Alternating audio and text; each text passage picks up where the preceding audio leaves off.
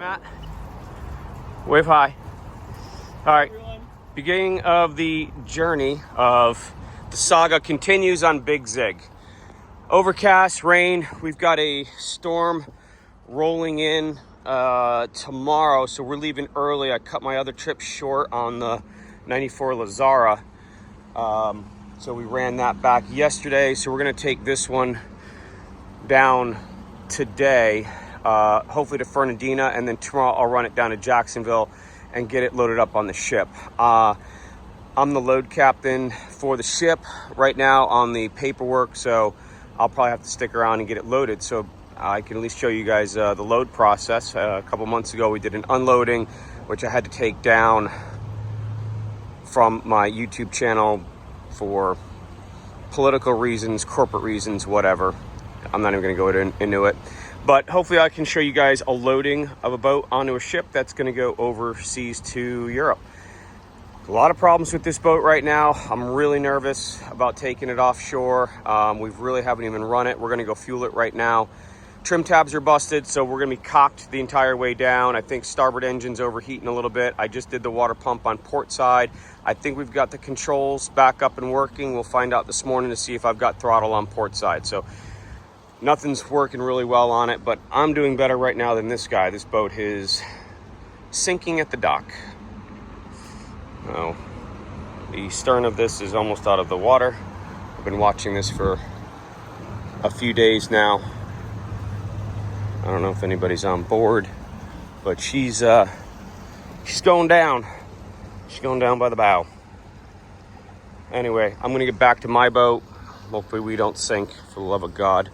And we'll see you at the fuel dock. All right, well, I almost forgot. We are off the dock. We took 320 gallons, which is a little bit more than I thought we were gonna take, which is great news. We get another hour or so for cruising. However, we are getting hot on our starboard side. Running sea trials the other day, we got about 207. That's still okay. It doesn't ring till I think 2:18 or something like that, Tony had said. So we're just coming outside. Here's the jetties right here. Everything else, we got the trim tabs fixed, I think, so hopefully we're not going to be cocked the entire way. How we feeling, Matt? Feeling great, man. Nice and level. It's a welcome experience to be level. Yeah. You know? Yeah. Hopefully the plan is to make it to Fernandina tonight, and then we'll move on to Jacksonville tomorrow. We're gonna get offshore, past the jetties here, and see what the sea conditions are. And then hopefully that doesn't creep up anymore. Otherwise we're gonna have to change plans here. All right, it's almost 10 o'clock. We're almost doing the log. We've settled in a little bit here. I got Matt driving. How we doing over there? Doing good. All right. Starboard side still holding good on the temperature. We're just not going to question that anymore. Just keep on riding. So we are off the coast of obviously South Carolina, but yeah, there's our chart. It gives us zero information actually. This is just useless. So I've seen Cracker Jack maps that are more useless than that. yep. We're in the green, blue area somewhere. Nothing just doesn't really work. Marley can draw better charts. There is no chart. So we're just kind of winging it. We're heading, 230 degrees, sort of south. Anyway, it's overcast, which is just nice because if it was sunny out, this place would be like an oven in here because this is bolted down, like I said. Temperatures are holding steady. Trim tabs, I think we finally got them back up. Otherwise, we would have been running cockeyed. This is going to be about an 8-hour run. We put 360 gallons in. We packed the tanks. We had a little bit less than a quart of a tank on each side. So hopefully we've got a good enough fuel window to get down to Fernandina. And then I've got to watch my fuel because when we load the ship tomorrow, we can only have 400 liters or something like that in the boat itself. So I've got to weigh the balance between getting there and also not having enough fuel and not getting there. Fernandina tonight, they've already called us. I've already had 40 or 50 phone calls and text messages this morning, planning for our next trip. I just got back on our 94 Lazara yesterday. We did a trip down to Beaufort. I didn't do any recording of that, but that's where we've been before that. We were down in Savanna on that one. Always stuff wrong. We were basically on one good engine out of the 4 engines that we had. Hopefully we sound better. I've got my new microphones. I know you guys have asked for better sound quality, so hopefully you can hear Matt. I don't know. How are we doing? I don't know. That's it. Check 1, 2. Yeah, we'll find out. We're going to find out. So when I switched my iPhone, I had my microphones for my old iPhone, which was the old Lightning or whatever, and I bought a converter for the USB-C 3 or whatever the heck it is, and it didn't work. So on the list of things to do, you guys complained enough about not hearing me very well, especially when I'm underway. So I finally spent the time to go on Jeff Bezos and order some new microphones. Go Jeff. Go Jeff. You're paying for his boat. I'm paying for his boat. Yes. I literally own one of his masts because of all of the stuff that Danielle buys. Jeff shows up at my house 3-4 times a day.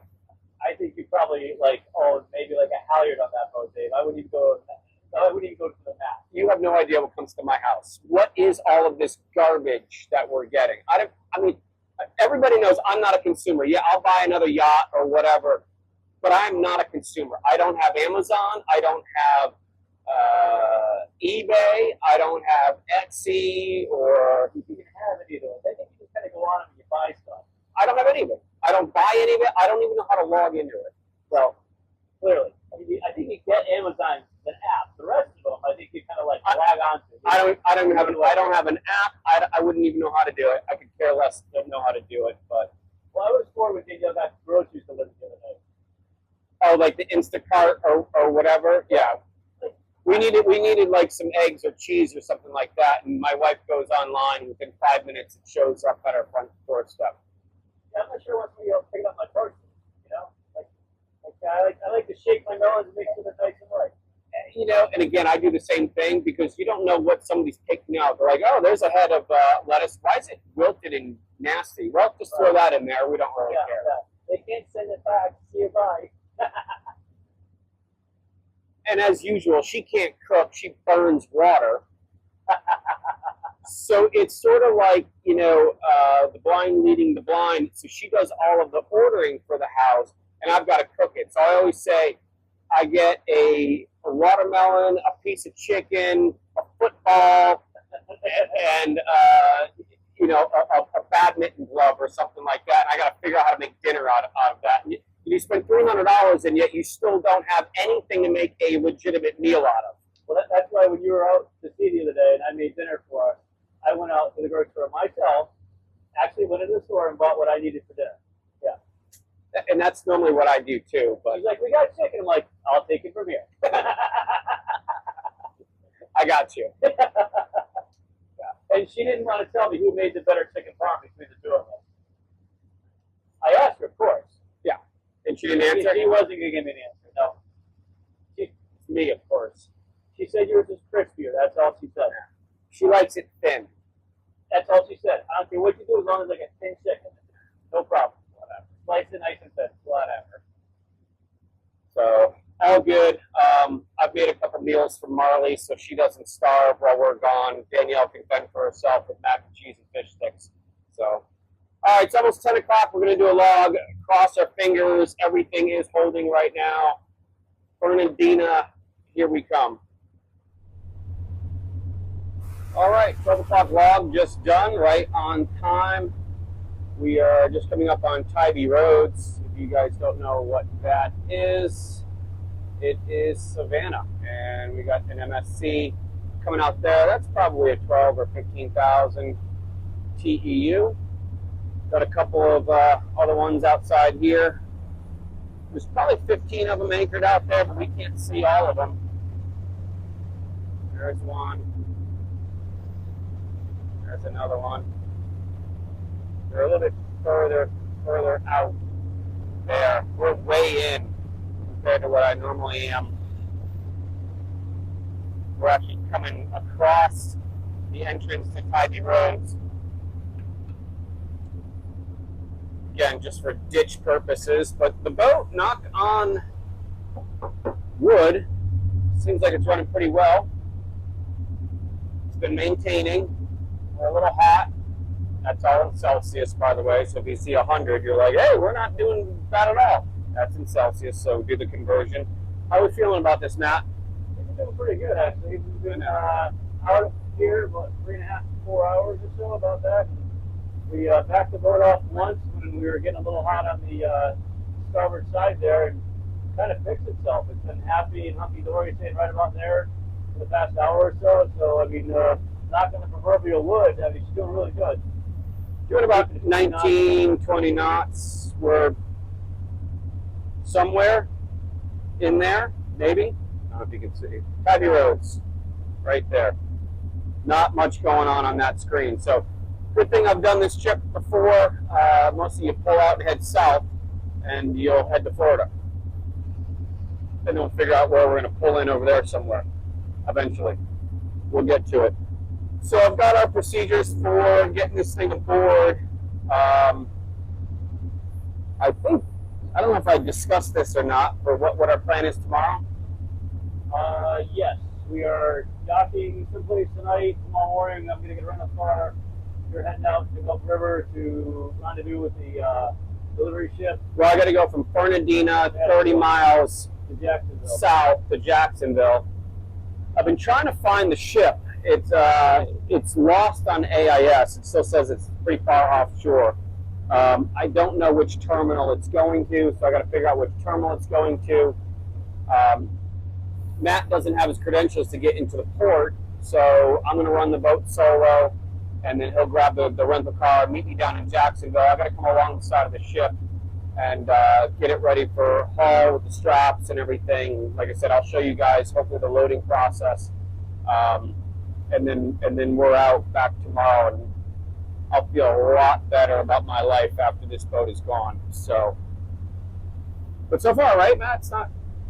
It's hot in here, but look, it's not too bad. At least we'll have our heads outside the sunroof here, trying to figure out which way we're going. Remember the last trip? Yeah, that's on video too. Matt did a trip with me. It was a 40-foot azimuth, and we both had our heads poking out the ceiling here.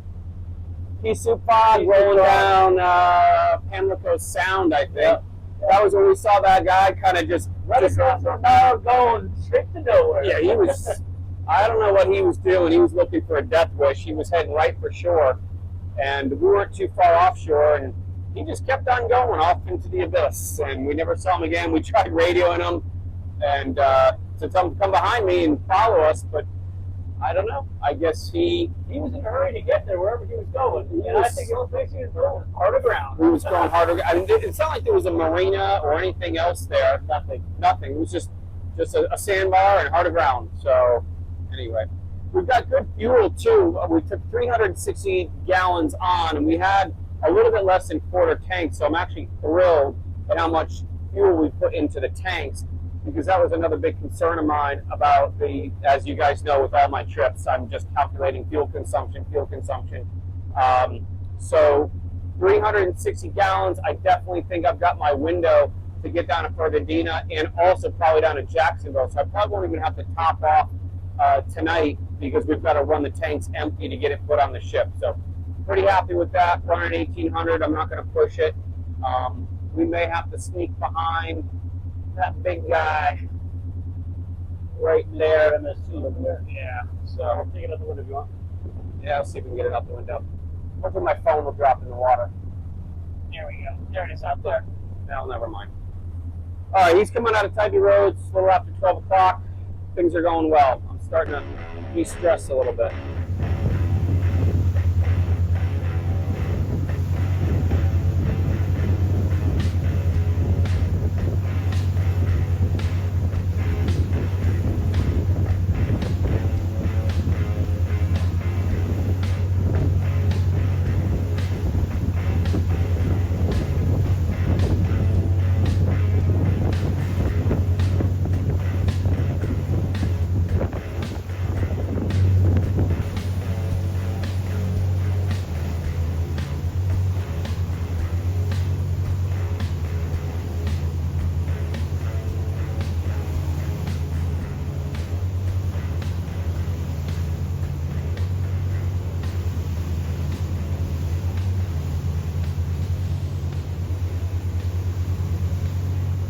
Tennessee, Texas. All right. Well, you don't need to see my face anyway. It's very rarely do you see my face on camera anyway. We are just rounding the corner into Fernandina Beach, just coming up on the paper factory, and we made it. We've got. It looks like we've got the same amount of fuel than we started. Yeah, exactly. Pretty much. Exactly what we started up in Charleston. So it's a little after 4 o'clock. We should be getting to the dock around 4:30 or so. Good run. We made it. I'm in contact with the loading company right now to see if I can't move it down tomorrow and load at noon. I can't believe the boat got here. Frankly, I'm extremely relieved. Indeed. It was actually, all things considered, was a really good run. It was a good run. The boat ran a lot better than I had anticipated that it was going to run. The starboard engine did run hot, but it didn't code, and we had digital computers on it with I had Tony from MDI. Thank you so much again, Tony. If you guys are ever in Charleston and need cat work done or any other diesel, Tony's the guy to call. He's a good friend and a good guy.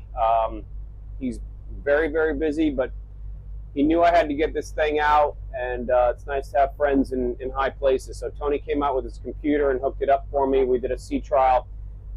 Basically wiped the ECU clean and re-downloaded the software again, and I was able to get the port throttle to be active again. So I don't even know if I even said half of that, but after I did the water pump and everything, I started running sea trials. I had gotten throttle in neutral gear at the dock, but after that I got nothing. So I couldn't figure out what was going on. And the only way to really figure that out is to hook the computer up to it. And I don't have a cat computer. So Tony came down with a backup ECU, and we unplugged mine, plugged his in. Everything seemed to be coming up fine, ran fine. Switched it back over, reloaded everything, and it seemed to work. So that was the key to get the throttle work on the port side. So hopefully it will continue to work. We are dumping water now. Our black and gray water tanks are empty. We're still running water. You can see. Still running water. We got to have empty tanks, and then I can only have about 100 gallons worth of fuel in the tanks. So I'm in a quarter of a tank. I don't really know where in Jacksonville I'm going tomorrow yet. I can't find on AIS where the ship actually is, so I know which port to go to. There's a whole bunch of codes and stuff like that that tell you which port it's at. I can't figure that out yet because I've just been too busy. So we'll try and figure that out later on today. We got a hotel room for tonight. I frankly just can't stay on the boat. So normally we would, but we are not going to this evening. So that's it. I'm really quite relieved that we made it down here. This was weighing pretty heavy on me to get this thing out and gone. So glad it's here, and I've only got like 30 miles left to go for tomorrow. So I'll pull up to the dock. Maybe we'll do something with the dock. It's only a 47-foot boat, so it's not like it's going to be, wow, put the boat to the dock. I don't know if we need to see that or not, but you guys have seen me pull boats to the dock before. But yeah, it's right up there, so we're going to get docks and lines ready. I've got to call the marina right now, and we'll see you guys at the dock.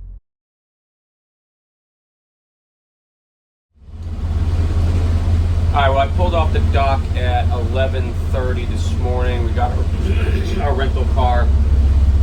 Matt's going to go drive down to Jacksonville, meet me down there. I'm heading offshore from Fernandina Beach down to Jacksonville. I was hoping to load at noon today. It's not going to happen, so I got another day here, but I'm just going to get it down, take my time, get it down to Jacksonville so we don't have any problems and issues, and then hope we get it on the ship tomorrow. I got to get my charters covered for tomorrow evening, but it is what it is. So that's that. We're almost at the end here. The owner's excited to get on with this whole thing in the United States and get it over to Europe, and I'm happy for him. I'm glad that I was able to do what I could do on the boat and get it ready in time and get this on the boat, because otherwise it's like 45 more days before the next boat comes. And just checking my throttles. And then that puts him like in a wintertime situation where the boat's got to get winterized. He can't do what he's got to do. He's got everything lined up.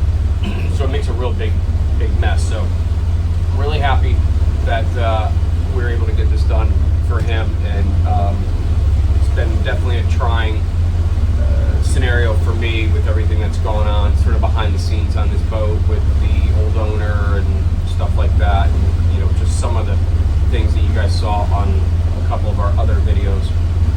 So it'd be nice to get it going and move it on and move on to the next thing. We've got a bunch of stuff coming up, lots of electrical stuff. We've already taken on a couple more boats. I think you guys have seen the 94 Lazara that we've got. We just picked up another 94 like Hargrave that we're gonna be doing some work on. I captain that every once in a while. So lots of stuff, lots of moving parts. As usual, I just thank you guys for watching and responding. And I forgot to put my new microphone on. Hopefully that helps. I know that sometimes the sound quality isn't all that good.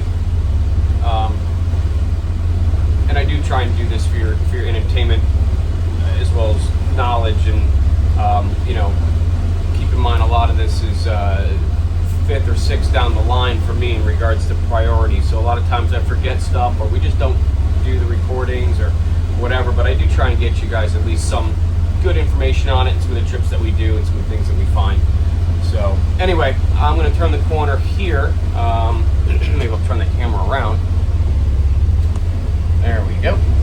And this is the entrance out of Fernandina Beach. The intercoastal is, if you're looking at it, just over to your left-hand side. Over to the right, coming around this corner, is the fort, and then the Atlantic Ocean. So I've got about an hour and a half ride down or so at 20 knots. We're going to see if we can't push it. And the other thing too, I got to leave enough fuel for the new owner when he gets it, but I can only have 300 liters or 80 gallons in the boat, which is not a lot of fuel.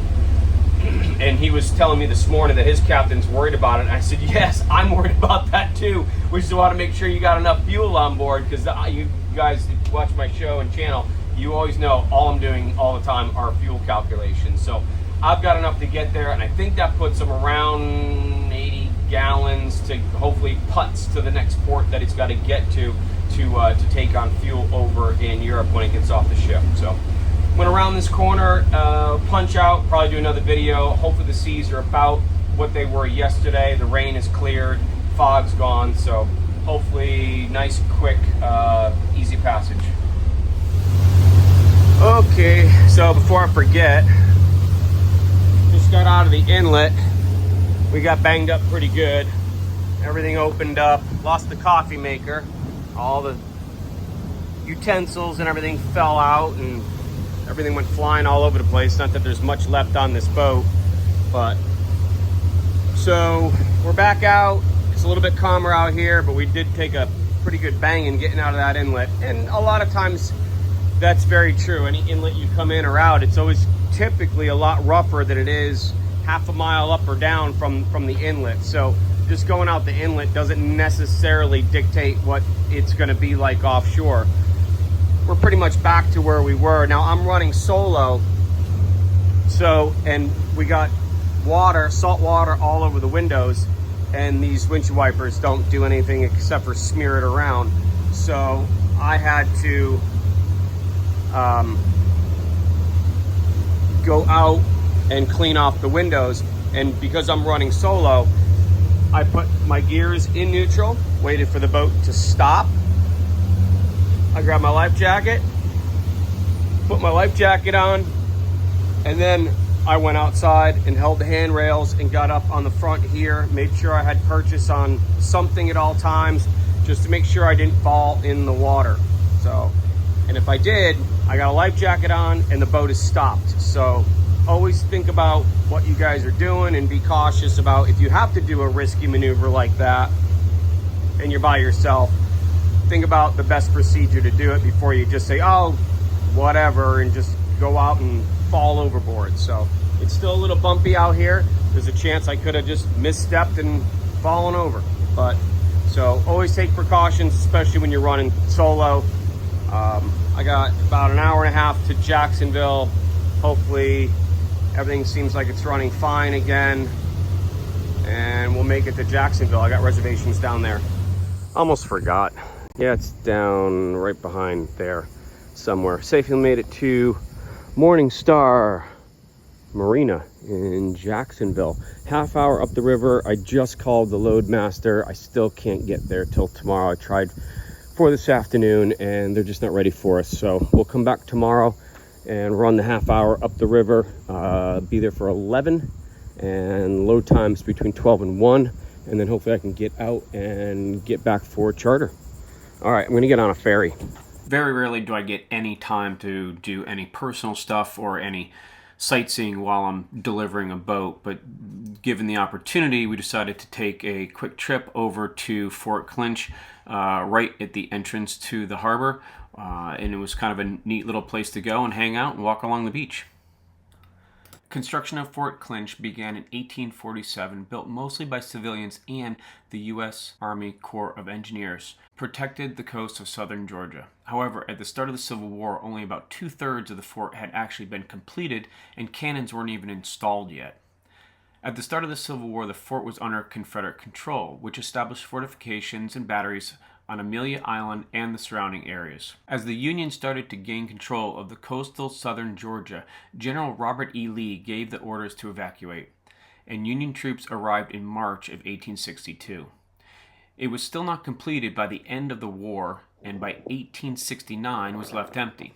After sitting empty for a number of years, the fort was sold by the Army to private entities in 1926, and the fort started to decay and fall apart. Fort Clinch became one of Florida's first state parks in 1935. The Civilian Conservation Corps, or the CCC, began restoring the buildings at the fort in 1936, thanks to the New Deal of President Roosevelt.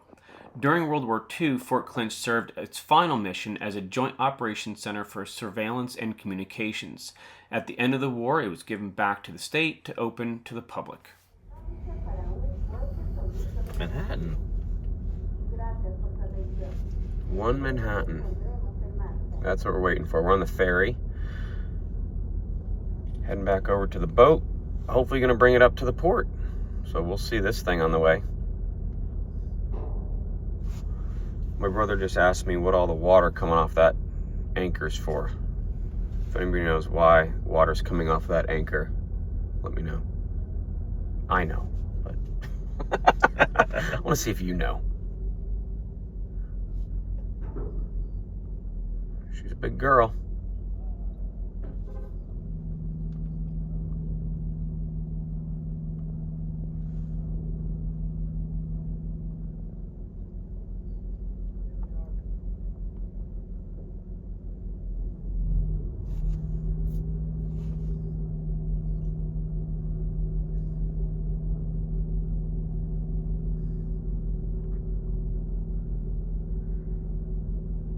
Boat goes screaming by.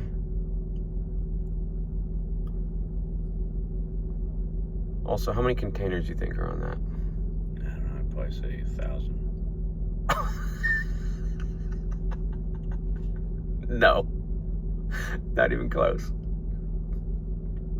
Over or under? Like, fantastically under.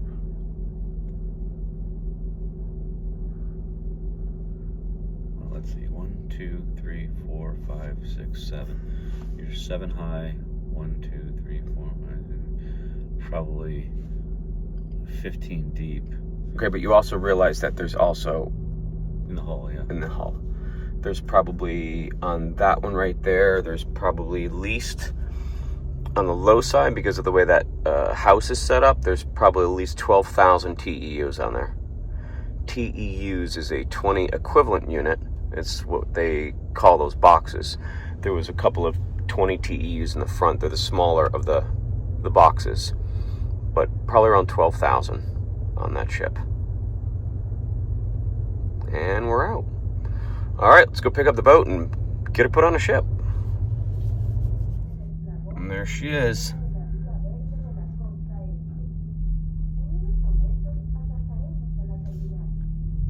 Sitting pretty. Let's go grab her. Last leg of the trip. And Morningstar.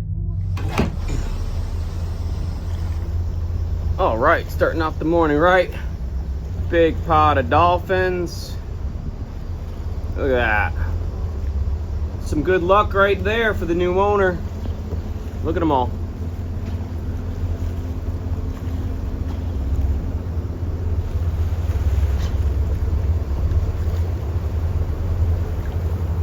Whee! Hey, Flipper.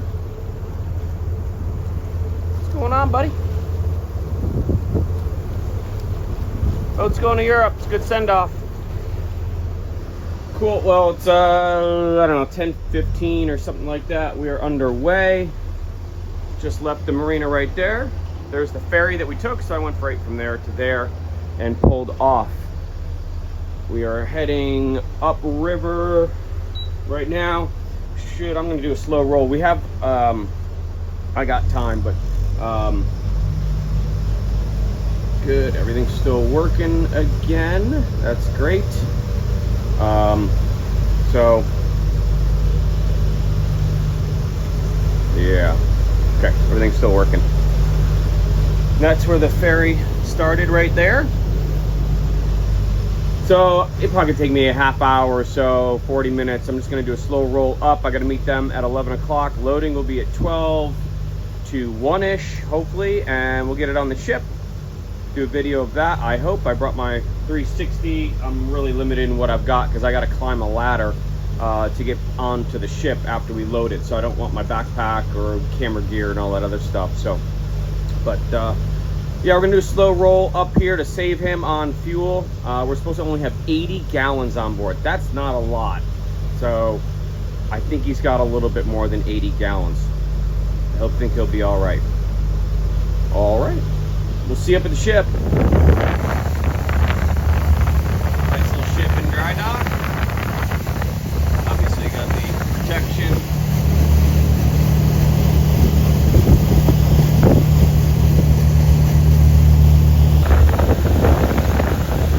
Thing on the ship.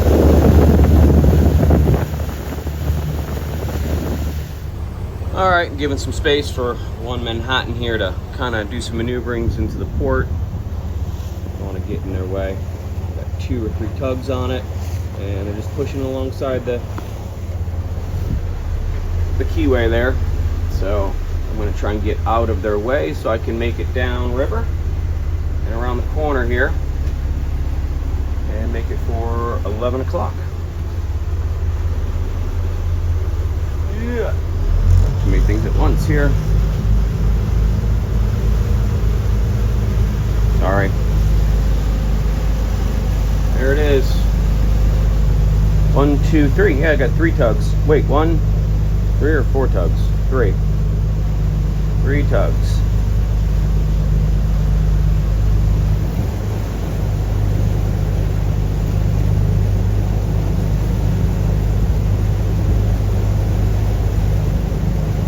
Kobe, Japan.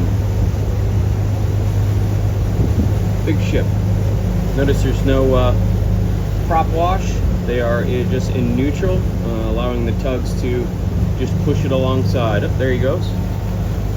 Just grabbed it in reverse.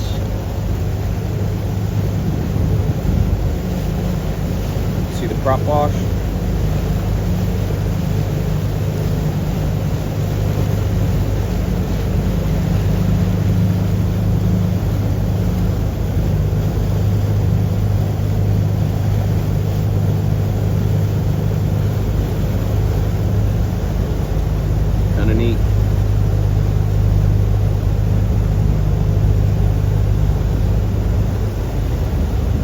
Alright, cool, I'm gonna get back to it. I think I gotta make a turn underneath the bridge here. There it is. Second one up. See it or not? That red one right there. We made it. We're gonna start calling and figure out what's going on. All right, well, I'm alongside. I just gave him my twig card, and as usual in Florida, nobody knows nothing about nothing. I tried calling the ship. I've tried calling everybody that's on my contact, and nobody knows nothing. So yeah, let's hope we can get this thing on the ship today, because nobody's answering me. Good thing I've got my twig card and all my credentials, because, well, they were gonna shoot me. Not really, but okay, saga continues. All right, finally got a hold of them. I'm alongside, as you can see, and the Coast Guard just went whizzing by, throwing us all over the place here.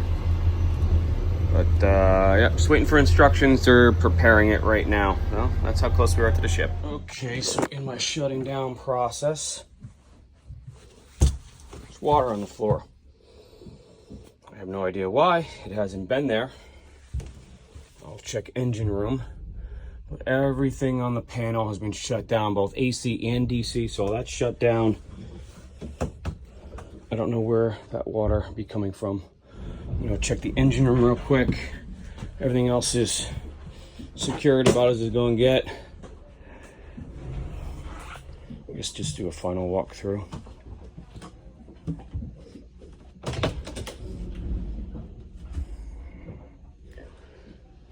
So everything on this panel's been shut. I'm going to go in the engine room and do a hard shutdown of all of that stuff as well. I'm going to take the, I think I'm going to leave the keys in here, and we're going to cover this up, get the electronics covered back up, and then hit the engine room. Okay, so I'm in the engine room. This is my battery link box because it's written right on here. Everything's shut down, and I've pulled the emergencies as well. So all these are pulled up except for the generator, which never worked, and I've never even touched the generator. So these batteries should be good. Everything else is shut down. I'm going to go forward and just check that water and see what's going on with that. But the engine room appears to be bone dry, so it ran well. Always one last project. I don't know where this water's coming from. Here's the holding tank here. It's pretty corroded there. It looks like there's been stuff leaking. There's water underneath there. I can't tell if it's rainwater, because you can see that all of that has probably been leaking. So if I had to guess, it was probably rainwater. I didn't realize this panel was undone. Oh my God. Okay. I really haven't spent much time back here, but floor is definitely wet here, and the bilge is underneath it. So I think it's just rainwater. It looks like it was maybe seeping down through there and down. All right, I can't look anymore. Okay, so the boat is, I mean, look, all this has been wet in here, so this has been happening for some time. We're good to go. I'm out. Whew, it's hot. All right, let's finish strapping and get her on the ship. I've got it's 12 o'clock. Got the straps moving over already, so that's good news. I gotta show them where the strap points are. 12:15, we got straps on and just getting them into position. Starting to take the load.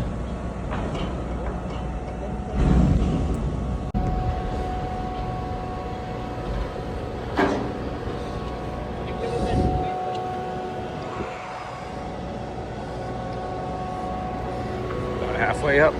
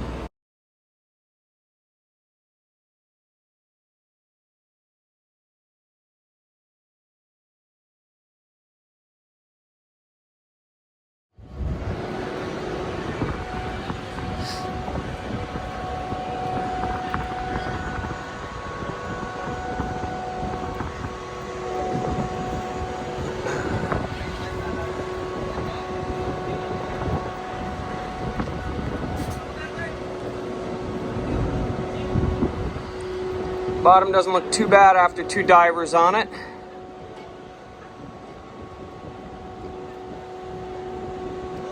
Good strap position. Stern line, hold your stern! Break your level and we go bow down.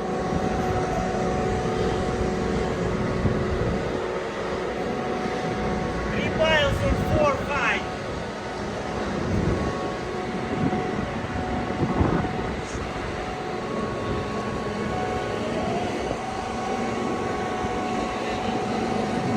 Big empty deck right now.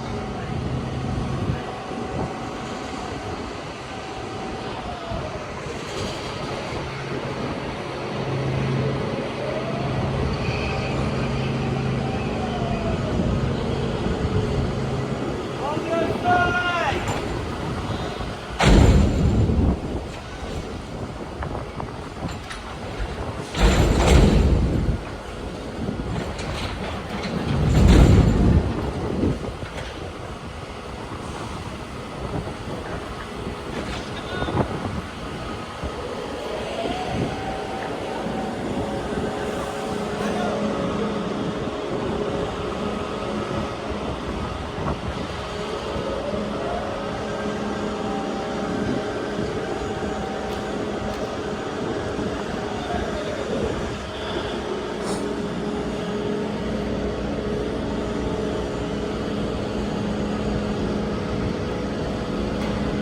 Alright, I would imagine they'd spin it in one of these bays here. Yeah, it's coming around.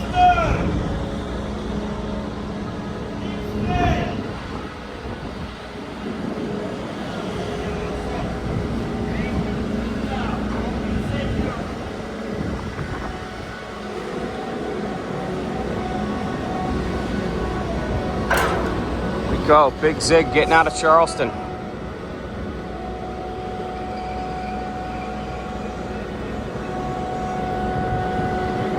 Bunch of guys working on this. So far they've been fairly efficient.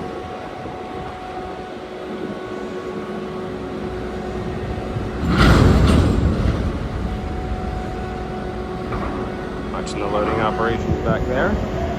Work's still getting done.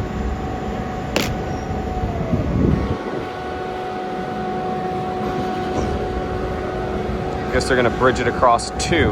That's interesting.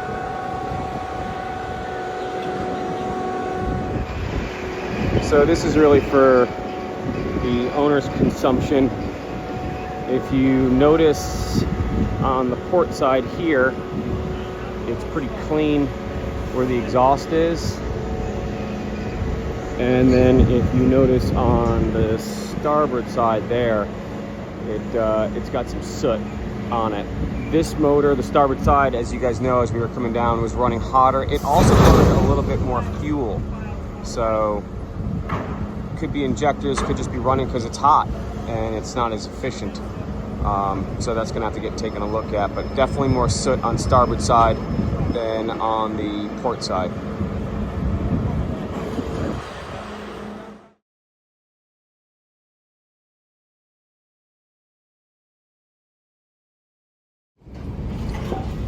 Little scuff mark up there, bunch of scuff marks here and here, just a video. What was there, what wasn't, a bunch of scuff marks here. Again, I think the old owner did most of his driving under the influence of several bottles of vodka. So, just a bunch of little chips and scrapes right there. Same thing there and there. Scuff mark right on the back side, right about there.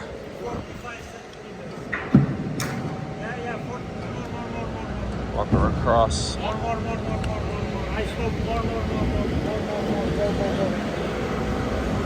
Not quite sure what that is right there.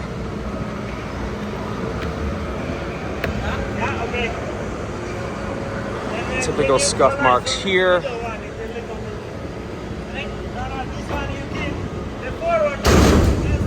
Some bottom paint missing there. This whole side here, a lot of stuff missing there. Obviously it needs to be washed and waxed. This side here is much better. Everything looks pretty good across here. Okay. Yeah, keep your boat on flex, please. Shake it up.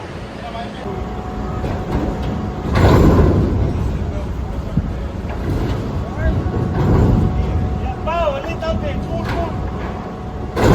Like this. Get. Yeah, keep on moving.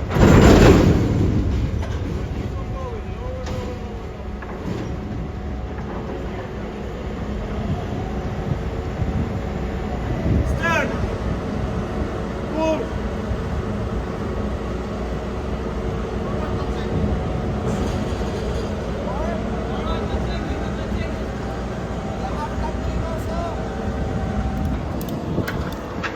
Put the jack stands underneath it now. Get it secured.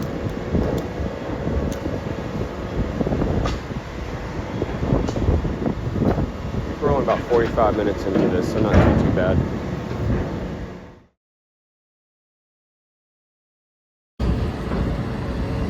Alright, that's the last one we're getting in place there. And we'll weld them down to the deck, and that's it. But rain's starting to come in. I'm going to try and get out of here. But that's pretty much a wrap on this one. I'm glad this is on the boat. Happy for the new owner. He's going to get this in one piece and a million times better than when we got it. So that's good to know. Ready. Sign your boat.